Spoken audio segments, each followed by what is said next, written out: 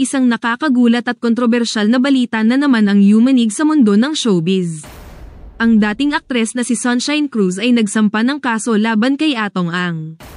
Ano nga ba ang punot dulo ng lahat ng ito? Totoo nga bang may nangyari sa kanila sa likod ng mga usap-usapan? Sa video na ito, pag-uusapan natin ang buong detalye ng kaso, ang mga reaksyon ng mga netizens, at ang mas malalim na implikasyon nito sa showbiz at lipunan. Una sa lahat, paano nga ba nagsimula ang kontrobersyang ito?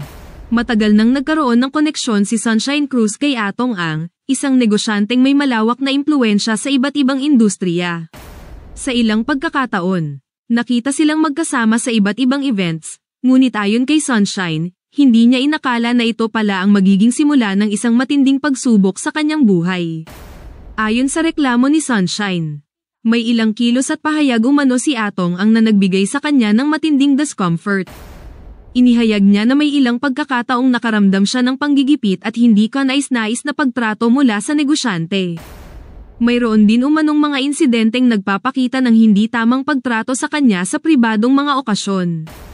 Isa sa mga pinakamainit na usapin ngayon ay kung may matibay bang ebidensya si Sunshine laban kay Atong Ang. Ayon sa mga lumabas na ulat, kasama sa kanyang kaso ang ilang text messages, voice recordings, at CCTV footage na maaaring magpatunay sa kanyang mga alegasyon. Naglabas din umano siya ng ilang testimonya mula sa kanyang mga kaibigan at kasamahan sa industriya na makakapagpatunay na may mga pangyayaring hindi kanais-nais sa pagitan nila ni Atong Ang. Ngunit gaya ng inaasahan, hindi magiging madali ang laban na ito lalo na't may malakas na koneksyon si Atong Ang sa mundo ng negosyo at politika. Hindi maiiwasan na hati ang opinyon ng publiko sa isyong ito. Ang ilan ay naniniwala kay Sunshine at sinasabi nilang dapat siyang suportahan sa kanyang laban. May mga nagsasabing ito na ang tamang panahon para ilabas ang katotohanan at huwag matakot sa impluwensya ng mga makapangyarihang tao.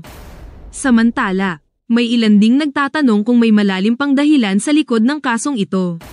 May mga haka-haka ang maaaring ito ay bahagi lamang ng isang mas malaking isyu na hindi pa lubusang nalalantad sa publiko. May mga nagsasabi ring baka may ibang motibo si Sunshine sa pagsasampa ng kaso laban kay Atong Ang.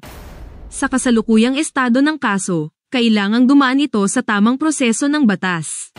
Maaaring pag-aralan ng korte kung may sapat na ebidensya para ituloy ang kaso at kung makakakuha ng hustisya si Sunshine. Kung mapapatunayan ang kanyang mga alegasyon, maaaring humarap si Atong Ang sa mabigat na kaso na maaaring magdulot ng matinding epekto sa kanyang reputasyon at negosyo. Ngunit kung sakaling mapatunayan na walang basehan ang mga paratang, maaaring baliktarin ang kaso at si Sunshine pa ang maparusahan sa ilalim ng batas laban sa maling akusasyon. Ano ang magiging epekto ng kasong ito sa industriya ng showbiz? Malaki ang posibilidad na maapektuhan hindi lang ang career ni Sunshine kundi pati na rin ng ibang personalidad na maaaring madamay sa issue.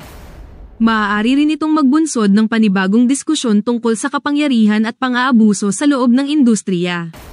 Sa nakalipas na mga taon, maraming artista na rin ang lumabas at naghayag ng kanilang karanasan sa harassment at exploitation. Ang kaso ni Sunshine Cruz ay maaaring maging isang malaking hakbang para sa mga taong natatakot pang magsalita laban sa mga makapangyarihang individual. Mga kati, anong masasabi ninyo sa isyong ito? Naniniwala ba kayo na si Sunshine Cruz ay may matibay na kaso laban kay Atong Ang, o sa tingin ninyo ay may ibang agenda sa likod nito? Ano kaya ang magiging resulta ng labanang ito sa korte at sa mata ng publiko? I-comment nyo ang inyong opinyon sa ibaba at huwag kalimutang i-like, i-share, at i-subscribe para sa iba pang maiinit at kontrobersyal na balita sa mundo ng showbiz. Maraming salamat sa panonood, at magkita-kita ulit tayo sa susunod na video.